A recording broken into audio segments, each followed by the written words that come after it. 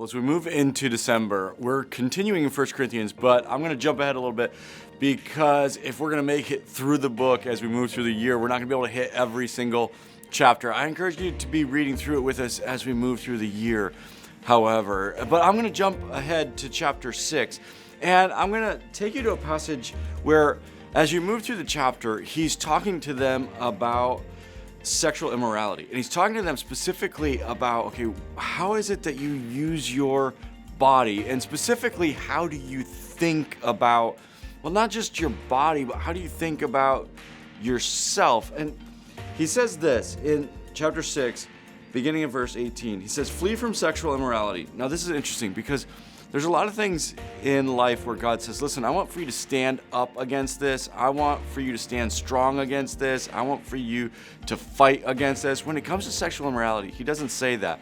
He says, flee from it. In other words, when you're tempted by it, don't try to stand strong. Flee from it.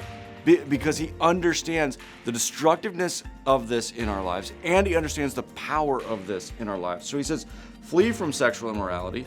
All other sins a person commits are outside the body, but whoever sins sexually sins against their own body. And so, he's continuing what he's been talking about through the chapter. He's talking about the destructiveness of sexual immorality.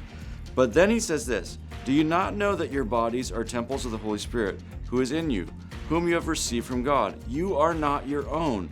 You were bought at a price. Therefore, honor God with your bodies.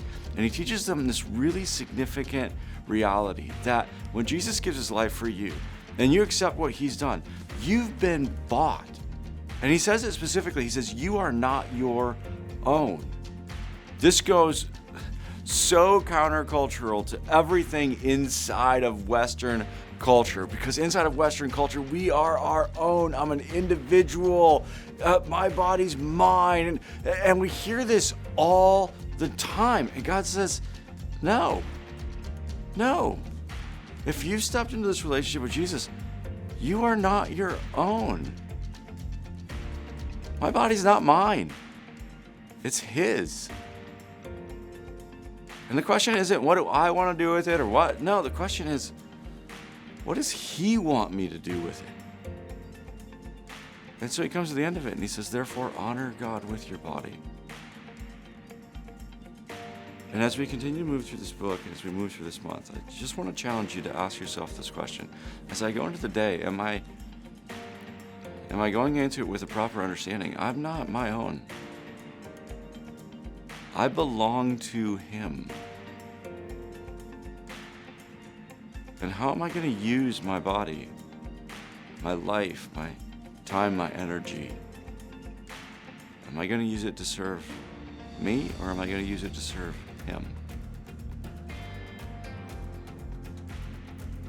But I hope that as we sit with this month, it'll change the way that we think, but more importantly, it'll change the way that we act, and maybe even the questions we ask about how it is that we use our body, our time, our energy on this journey.